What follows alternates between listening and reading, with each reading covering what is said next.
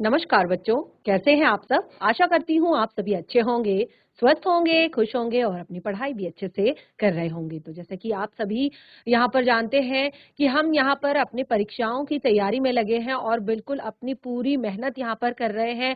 तो अभी तक हमने अपने जो सोशल साइंस का जो हमारा यहाँ पर सब्जेक्ट है, उसमें हमने काफ़ी सारे चैप्टर्स जो है रिवाइज़ कर लिए हैं। तो जिसमें हमारा ज्योग्राफी जो हमारा सब्जेक्ट है, उसका फर्स्ट और सेकंड चैप्टर आज हम यहाँ पर लेंगे। उसके कुछ जो आपके मल्टीपल चॉइस जो क्वेश्चंस हैं, यानी कि जो आपके बहुविकल्पीय प्रश्न हैं, उनको हम यहाँ पर सॉल्व करेंगे, जिससे कि आप ये पता लगा पाएँगे कि आपको इन 2 पाठों में अभी तक कितना आपको आया है, कितना आप समझ पाए हैं, कितना आप इनको पढ़ पाए हैं। तो एक तरह से दोनों पाठों का आपका रिवीजन यहाँ पर हो जाएगा, दोनों पाठों को आप यहाँ पर एक बार रिवाइज कर पाएँगे। तो चलिए चलते हैं स्मार्ट बोर्ड की तरफ, शुरू करते हैं अपने आज का सेशन। सभी बच्चे ध्यानपूर्वक पढ़ेंगे और साथ ही सभी प्रश्नों के उत्तर देने का प्रयास भी करेंगे। तो आज हम यहाँ पर क्लास 10 के ज्योग्राफी का chapter first resources and development और जो हमारा दूसरा चैप्टर है यहाँ पर उसके दोनों के हम यहाँ पर कुछ मल्टीपल चॉइस यानी कि बहुविकल्पीय प्रश्नों को हम लेंगे। तो जैसे कि मैंने आपको बताया कि ये जो हमारे प्रश्न हैं इन 2 चैप्टर्स से लिए गए हैं, इन दोनों पाठों से लिए गए हैं। जो भी हमारा यहाँ पर जैसे मैंने आपको बताया था रिसोर्सेज एंड डेवलपमेंट और जो हमारा दूसरा चैप्टर है यहाँ पर forest and wild life resources, forest and wild life resources, उन दोनों से हमने यहाँ पर कुछ आपके बहुविकल्पीय प्रश्न लिए हैं, मल्टीपल चॉइस प्रश्न यहाँ पर लिए हैं। तो देखिए इससे आपको पता चल पाएगा कि कितना आप समझ पाए हैं, कितना आप कर पाए हैं। तो फटाफट से इन प्रश्नों के उत्तर देने का प्रयास करेंगे, इन प्रश्नों को सॉल्व करने का प्रयास करेंगे। यहाँ पर केवल टोटल 20 से 25 प्रश्न हमने यहाँ पर लिए हैं और इन प्रश्नों को आप यहाँ पर सॉल्व करेंगे। मैं आपसे प्रश्न करूंगी और यहाँ पर आप आंसर देने की कोशिश करेंगे। तो चलिए शुरू करते हैं। पहला प्रश्न जो हमारा यहाँ पर है आज हमारे इस पाठ से, जो हमारा पहला चैप्टर है उससे, which one of the following type of resources is iron. जो आपका यहाँ पर और जो आपकी टेक्स्ट बुक है उससे ये प्रश्न लिया गया है। तो देखिए कौन सा यहाँ पर 4 आपको ऑप्शन दिए गए हैं। तो कौन सा टाइप जो which one of the following type of resources, इनमें से कौन सा आपका आयरन ओरे, कौन से टाइप का आपका रिसोर्स है, तो वो आपने आंसर यहाँ पर देना है। तो आप देख सकते हैं यहाँ पर आपको 4 ऑप्शन दिए गए हैं। आपका पहला आंसर है रीन्यूएबल। तो जैसे मैंने आपको बताया था कि कौन कौन से आपके रीन्यूएबल होते हैं। रीन्यूएबल यानी कि जिनको हम दोबारा से यूज कर सकते हैं, दोबारा से हम इनको बना सकते हैं, दोबारा से हम उनका प्रयोग कर सकते हैं। दूसरा है बायोटिक यानी कि जो आपके जैविक होते हैं। तीसरा आपका फ्लो यानी कि जो आपके तरल होते हैं, बहने वाले होते हैं। और नंबर 4 नॉन रिन्यूएबल, जिनको हम दोबारा से यूज नहीं कर सकते। तो आयरन ओरे जो आपका यहाँ पर है उसका सही आंसर आप लोगों को बताना है। तो कोशिश कीजिए फटाफट सही आंसर बताने की। सही आंसर यहाँ पर क्या होगा? सही आंसर है नॉन रिन्यूएबल। आपका जो पहला प्रश्न है उसका सही आंसर है नॉन रिन्यूएबल। ठीक है, अगला यहाँ पर प्रश्न दूसरा मैं आपको दे रही हूँ। देखिए आप लोग कोशिश कीजिए आंसर देने की। हैंड रेज कर सकते हैं, हाथ खड़ा कर सकते हैं, क्योंकि अब आपकी परीक्षा जो है वो काफी नजदीक है और कुछ इस तरह के जो प्रश्न हैं, इजी से जो आसान से कुछ प्रश्न हैं वो आपको एक तरह से अगर आप याद करें तो आपको परीक्षा में हेल्प कर सकते हैं। Under which of the following type of resources can tidal energy be put. ठीक है, तो यहाँ पर जो आपकी टेडल एनर्जी है उसके लिए उसके बारे में बताया गया है कि जो टेडल एनर्जी आपकी है वो कहाँ पर कैसे एक तरह से पुट की जाती है। तो ये आपका सही, यहाँ पर भी आपको 4 ऑप्शन दिए गए हैं। ठीक है, तो 4 ऑप्शन यहाँ पर भी आपको दिए गए हैं। तो इसमें आपको सबसे पहले आप देख सकते हैं यहाँ पर सबसे पहला है रिप्लेसेबल। ठीक है, दूसरा ऑप्शन है ह्यूमन मेड, तीसरा ऑप्शन है बायोटिक और चौथा ऑप्शन है आपका नॉन रिन्यूएबल। ठीक है, तो इसका आपने सही आंसर बताना है। पहला है आपका रिप्लेसेबल, और दूसरा है आपका ह्यूमन मेड, और तीसरा है आपका बायोटिक, और चौथा है आपका नॉन रिन्यूएबल। देखिए यहाँ पर टडल एनर्जी की जब बात करेंगे तो उसमें हम इसको ह्यूमन मेड तो नहीं कह सकते, और उसके बाद बायोटिक भी नहीं कह सकते, नॉन रिन्यूएबल भी नहीं है, क्योंकि एक तरह से ये आपकी, इसको हम रिन्यूएबल कह सकते हैं।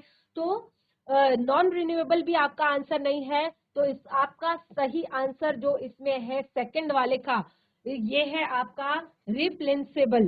ठीक है, ये आपका सही आंसर है, रिप्लेनिसिबल।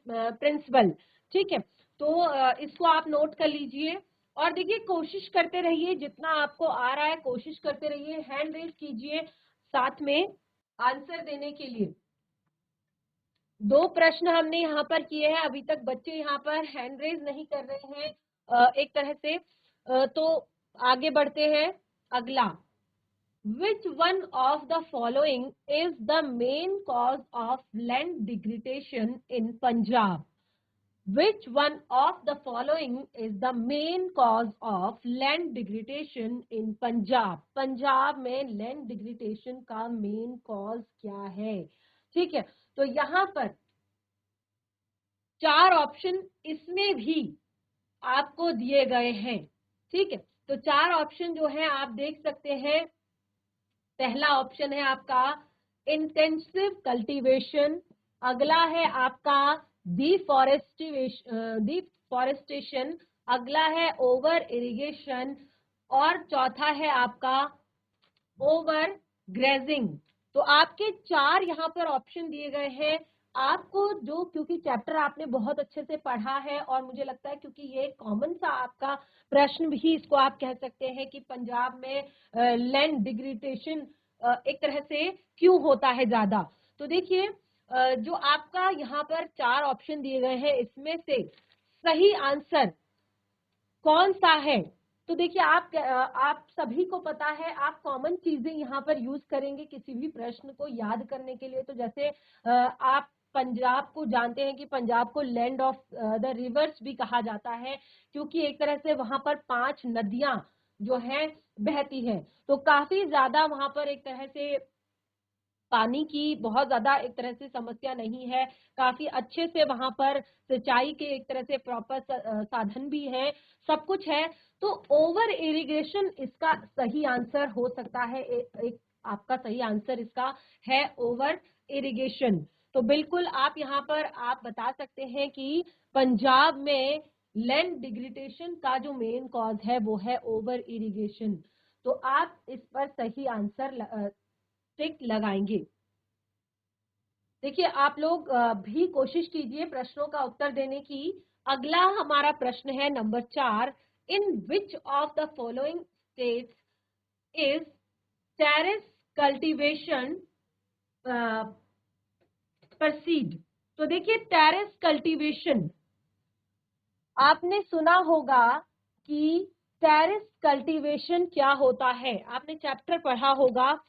देखिए हम उत्तराखंड में रहते हैं, और यहाँ पर जितने भी जो ज्यादा एरिया है वो कैसा है, वो पहाड़ी एरिया है। ठीक है, ज्यादातर जो एरिया है वो कैसा है, पहाड़ी एरिया है। लेकिन यहाँ पर भी लोग खेती करते हैं, यहाँ पर भी लोग अपने लिए एटलीस्ट जितना हो सकता है, यानी कि एक तरह से यूपी या पंजाब या हरियाणा की तरह भले ही हम अपने एक तरह से राशन को बहुत ज्यादा हमारा बेचते नहीं है, केवल अपने लिए भी अगर हम यहाँ पर अपना राशन अन्न उगाते हैं, तो उसका उसका एक बहुत अच्छा तरीका हमने यहाँ पर अपनाया है टेरेस कल्टीवेशन का, यानी कि हम सीढ़ी नुमा खेत बनाते हैं। तो बिल्कुल यहाँ पर इसका सही उत्तर आप लोगों को पता चल गया होगा। देखिए यहाँ पर 4 ऑप्शन दिए गए हैं, जैसे मैंने यहाँ पर बताया कि पहला ऑप्शन है पंजाब, दूसरा ऑप्शन है प्लेन्स ऑफ उत्तर प्रदेश, तीसरा ऑप्शन है हरियाणा, और चौथा ऑप्शन है आपका उत्तरांचल या उत्तराखंड। ठीक है। तो आप देखेंगे जैसे मैंने आपको बताया पंजाब जो है क्या है, वो प्लेन का एरिया है, और उत्तर प्रदेश, प्लेन्स ऑफ उत्तर प्रदेश, उत्तर प्रदेश का जो प्लेन इलाका है, हरियाणा भी प्लेन में आता है, यानी कि मैदानी क्षेत्रों में आता है। और इसमें सबसे सही जो आपका ऑप्शन है, सबसे सही जो आपका उत्तर है, वो है आपका उत्तराखंड या उत्तरांचल, जो यहाँ पर आंसर दिया गया है उत्तराखंड। ठीक है। तो यहाँ पर आप देखेंगे कि क्या होता है, टेरेस कल्टीवेशन, ये एक कॉमन सा आपका प्रश्न है। तो ये आपको आगे भी जब आप कोई भी एग्जाम देते हैं वहां पर भी आपको आता है, क्योंकि जब आप उत्तराखंड से हैं तो काफी सारी जो कॉमन चीजें हैं वो आपको हमेशा याद रखनी होती हैं। तो ये आप जरूर याद रखिएगा। जो टेरेस कल्टीवेशन है वो उत्तराखंड में होता है, यानी कि सीढ़ी नुमा खेती, सीढ़ी नुमा जो खेती होती है वो कहाँ होती है, उत्तराखंड में। जैसे मैंने आपको बताया कि यहाँ का जो ज्यादातर एरिया है वो कैसा है, पहाड़ी एरिया है। ठीक है। तो इस तरह से 4 प्रश्न हमने यहाँ पर कर लिए हैं अभी तक। आगे बढ़ते हैं। अगला प्रश्न है, in which of the following states is black soil found. Black soil, देखिए बहुत सारी मिट्टियों के बारे में हमने यहाँ पर पढ़ा था। तो ब्लैक सॉइल, काली मिट्टी कहां पर पाई जाती है, ब्लैक सॉइल। 4 आपको ऑप्शन यहाँ पर दिए गए हैं, Jammu and Kashmir, Gujarat, Rajasthan and Jharkhand.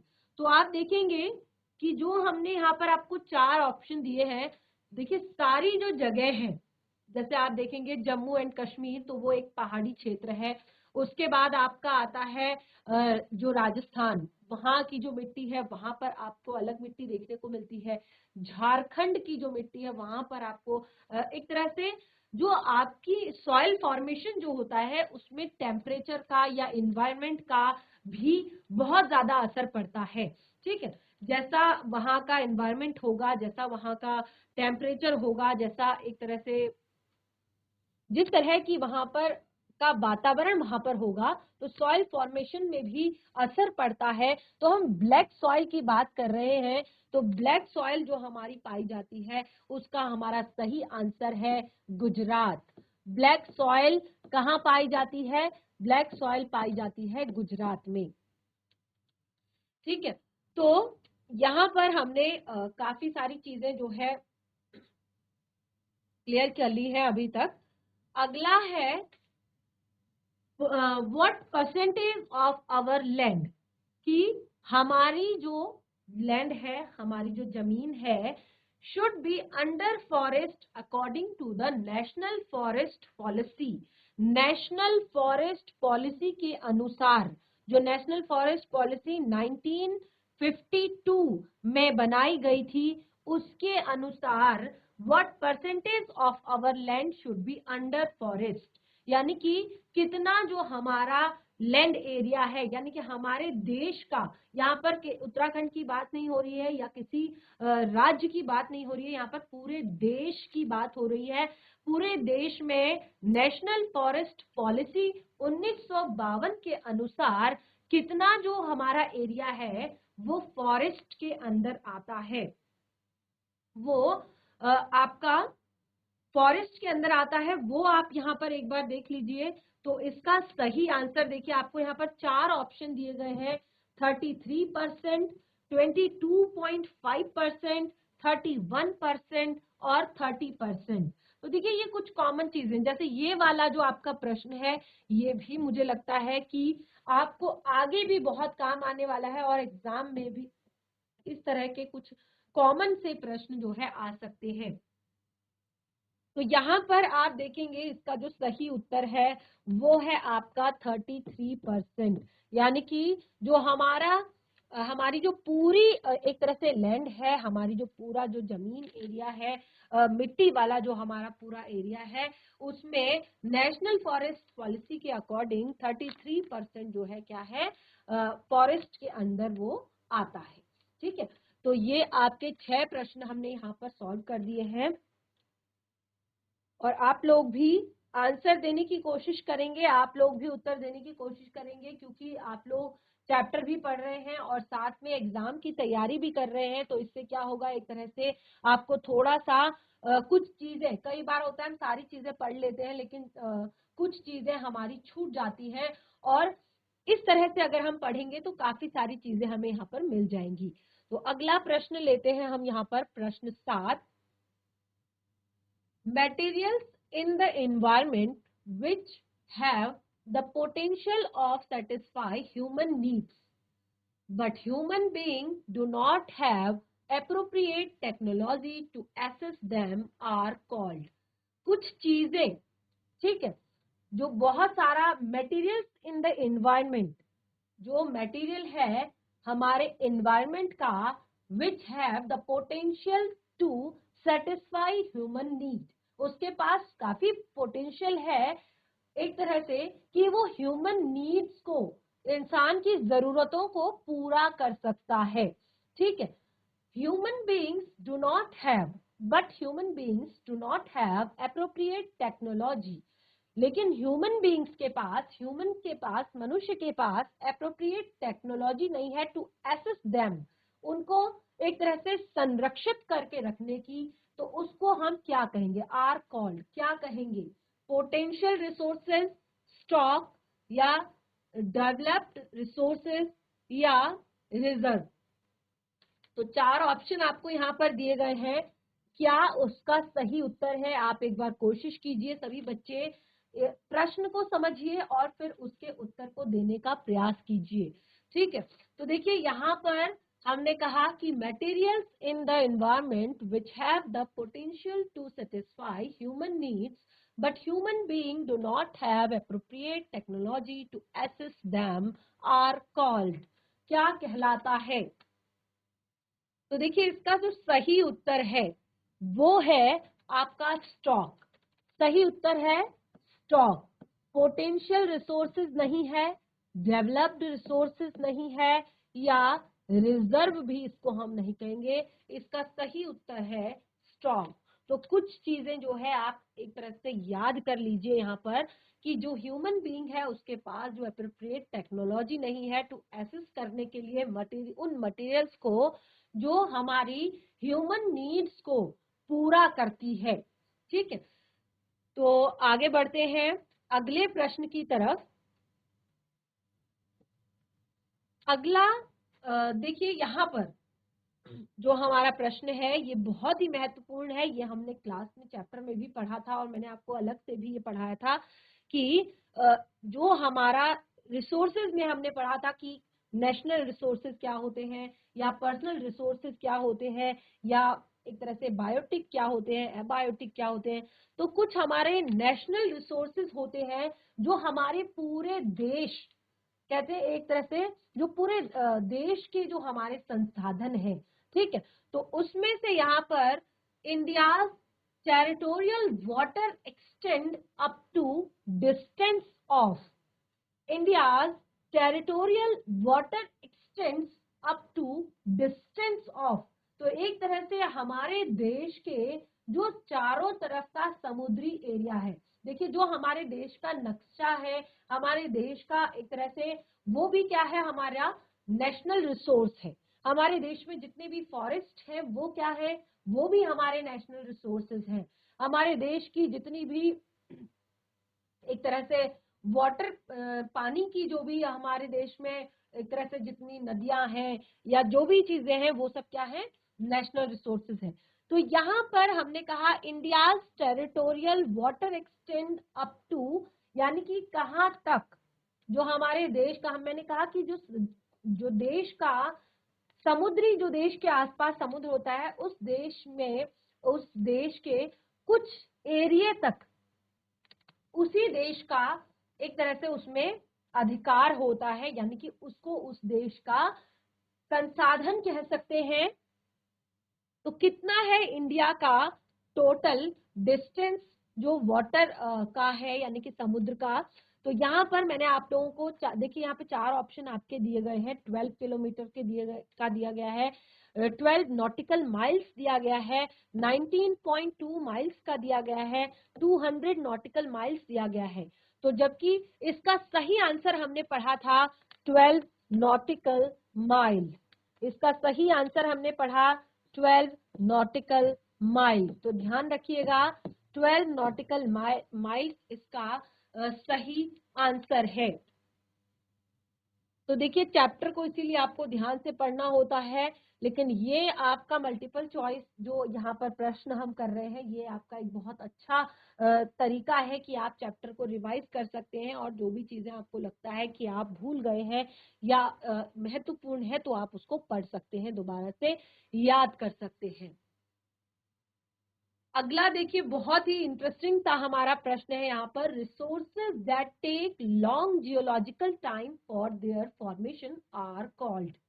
Resources that take long geological time for their formation are called. देखिए कुछ रिसोर्सेज मैंने आपको बताए थे कि जो take long geological time for their formation, बहुत सारा समय लेते हैं अपने आप को बनाने में, अपने आप को बनाने में। कुछ हमारे रिसोर्सेज जो है वो बहुत सारा टाइम लेते हैं, जो उनको, जैसे आपका पेट्रोलियम, ठीक है, या कोयला, ठीक है, तो इनको क्या कहते हैं, are called, their formation are called. तो यहाँ पर आपको 4 ऑप्शन दिए गए हैं, आपको 4 ऑप्शन दिए गए हैं। फिर से प्रश्न को पढ़ देती हूँ, resources that take long geological time for their formation are called. जो आपके रिसोर्सेज हैं जो लॉन्ग टाइम लेते हैं बनने में, और एग्जाम्पल भी मैंने आप लोगों को बता दिए हैं, क्योंकि मैंने यहाँ पर आपको कुछ जब चैप्टर पढ़ाया था तो ये सारे एग्जाम्पल मैंने आपको दिए थे कि कौन से आपके रीन्यूएबल, कौन से आपके लॉन्ग टाइम में बनते हैं और कौन से आपके शॉर्ट टाइम में बन जाते हैं। तो देखिए यहाँ पर एग्जाम्पल मैंने दे दिए हैं, तो आपको 4 ऑप्शन दिए गए हैं। एक है रीन्यूएबल रिसोर्सेज, दूसरा है रिजर्व, चौथा है कम्युनिटी रिसोर्सेज, और तीसरा है कम्युनिटी रिसोर्सेज, और चौथा है नॉन रिन्यूएबल रिसोर्सेज। तो देखिए आपका ये जो आपका उत्तर है, जिस हिसाब से मैंने आपको एग्जाम्पल बताए हैं, तो पहला आपका गलत है, दूसरा भी आपका गलत है, तीसरा भी आपका गलत है, और आपका सही आंसर है नॉन रिन्यूएबल रिसोर्सेज, यानी कि इनको हम दोबारा से यूज नहीं कर सकते। देखिए दोबारा से इनको बनने में काफी समय लगता है, जैसे आपका कोयला है या पेट्रोलियम है, इसीलिए आपको पेट्रोलियम को बचाने के लिए भी कहा जाता है, क्योंकि इनके फॉर्मेशन में, इनको बनने में काफी अधिक समय लगता है, और ये एक तरह से नॉन रिन्यूएबल भी है। अगर यूज हो जाए तो दोबारा से इनका रीयूज नहीं कर सकते, दोबारा से इन्हें नहीं बना सकते, दोबारा से इन्हें यूज नहीं कर सकते। तो ये आपको कहलाते हैं नॉन रिन्यूएबल रिसोर्सेज, ठीक है। अगला है प्रश्न, यहां पर 10वां प्रश्न है आपका, area shown more than once in an agriculture year pulse net shown area is known as। ठीक है, तो उसको क्या कहते हैं, area sown more than once in an agricultural year plus net sown area is known as, क्या कहते हैं। 4 ऑप्शन आपके दिए गए हैं, net sown area, forest cover, या वेस्ट एक तरह से लैंड, और अगला है ग्रॉस क्रॉप एरिया। तो इसका आपका सही उत्तर जो है वो है ग्रॉस क्रॉप्ड एरिया। इसका सही उत्तर है आपका ग्रॉस क्रॉप्ड एरिया। तो बच्चे कोशिश कीजिए आंसर देने की, प्रश्नों को पढ़िए ध्यान से और हैंड रेज कीजिए। आगे बढ़ते हैं। The total degraded land in our country is, the total degraded land in our country. तो 4 ऑप्शन यहां पर भी आपको दिए गए हैं, 133 million hectare, 130 million square kilometre, 140 million hectare, 130 million hectare. तो यहाँ पर 4 ऑप्शन आपको दिए गए हैं कि इंडिया की टोटल डिग्रेडेड लैंड जो है वो कितनी है। इंडिया की टोटल डिग्रेडेड लैंड कितनी है। 4 ऑप्शन दिए गए हैं, फटाफट आंसर देने की कोशिश कीजिए। The total degraded land in our country is। तो 4 ऑप्शन यहाँ पर दिए गए हैं जिसमें सही उत्तर आपका है 133 मिलियन। जो आपका सही उत्तर है वो है 133 मिलियन हेक्टेयर। तो देखिए ये कुछ चीज प्रश्न है, इनको आप याद कर लीजिए और यहाँ पर आपको अच्छे से ध्यान रखनी है ये चीजें। यहाँ पर कंफ्यूज आपने बिल्कुल भी नहीं होना है। अगला प्रश्न हम लेते हैं, प्रश्न 11। The main cause of land degradation in Punjab, Haryana, western Uttar Pradesh. The main cause of land degradation in Punjab, Haryana and western Uttar Pradesh. तो इसका आपको सही उत्तर बताना है। तो अभी सेम चीज हमने यहाँ पर पढ़ी थी, जैसे मैंने यहाँ पर भी मैंने आपको बताया है कि 4 ऑप्शन दिए गए हैं। तो चारों में जैसे यहाँ पर माइनिंग है, ओवर इरिगेशन है, डिफॉरेस्टेशन है, ओवर ग्रेजिंग है। तो अभी अभी हमने यहाँ पर एक प्रश्न पढ़ा था कि the main cause of land degradation in Punjab. ठीक है, तो यहाँ पर आपको 2 राज्य और दिए गए हैं, तो जिसमें पंजाब का जो मेन डिग्रेडेशन है लैंड का, वो क्या मेन कॉज जो है लैंड डिग्रेडेशन का वो है आपका ओवर इरिगेशन। तो ये सही उत्तर भी आपका यही है, ओवर इरिगेशन। ठीक है, तो 11वां प्रश्न जो है उसका सही उत्तर भी आपका यही है, ओवर इरिगेशन जो यहाँ पर होता है उसी के कारण यहाँ पर क्या होता है, लैंड डिग्रेडेशन होता है। तो प्रश्न 11 भी हमने यहाँ पर कर लिया है। आगे बढ़ते हैं, प्रश्न 12। Which is the most common soil of northern India? Which is the most common soil of northern India? Northern India की most जो common soil है वो क्या है।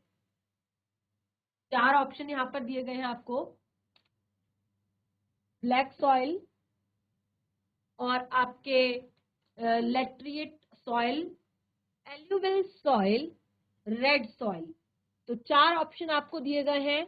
हमने यहाँ पर पूछा नॉर्दर्न इंडिया, तो नॉर्दर्न इंडिया जो हमारा जो एरिया है वो हमारा उत्तराखंड, उत्तर प्रदेश या इस तरफ का जो हमारा एरिया है उसको हम कहते हैं।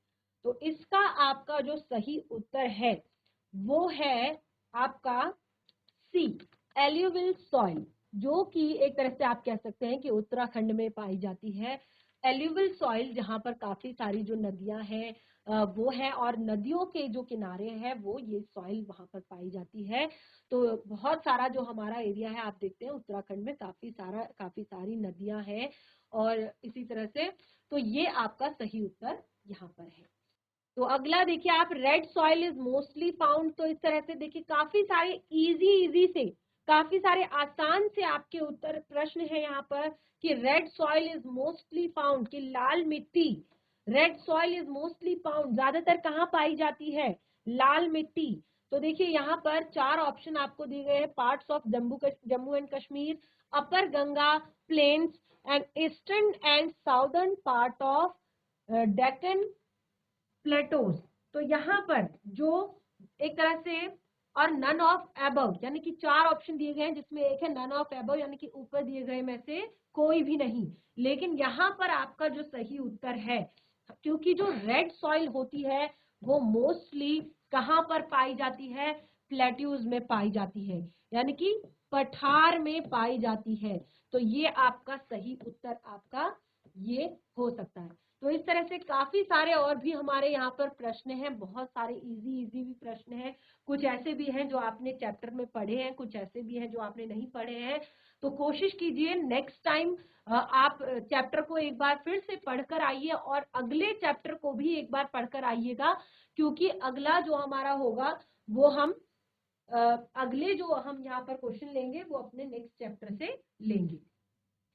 तो बच्चों, आप घर पर अपनी परीक्षा की तैयारी अच्छे से कर रहे होंगे और इसी तरह से आप अपनी बाकी जो बुक्स हैं, जैसे आपकी इकोनॉमिक्स की बुक है, हिस्ट्री की जो आपकी बुक है, उन सबको भी, सभी चैप्टर्स को आप अच्छे से पढ़िए, ध्यान पूर्वक समझने का प्रयास कीजिए। कोई भी डाउट होता है तो आप यहाँ से भी पूछ सकते हैं और अपने स्कूल में जो आपके टीचर्स हैं उनसे भी आप अपने डाउट्स क्लियर कर सकते हैं। ये आपका जो समय है बहुत ही ज्यादा महत्वपूर्ण है, तो इसका सही सदुपयोग कीजिए। घर पर जाकर लगभग 5 से 10 प्रश्न या 20 प्रश्न आप एक दिन में, जो आपके एमसीक्यूज हैं, मल्टीपल चॉइस हैं, उनको आप पढ़िए। इससे आपको क्या होगा कि आपका पूरा चैप्टर जो है वो आपको याद हो जाएगा। अगर आपको एक जो जरूरी चीजें, जरूरी बातें जो है आपको चैप्टर से रिलेटेड अगर कंफर्म होंगी, पढ़ी भी अगर आपने होंगी, तो आप एग्जाम में सही सही आंसर उसका दे सकते हैं। तो इस तरह से आज का जो हमारा सेशन है वो यहीं पे समाप्त होता है। हम अपने इस टॉपिक को आगे कंटिन्यू करेंगे नेक्स्ट सेशन में। तब तक के लिए धन्यवाद। आपका दिन शुभ हो।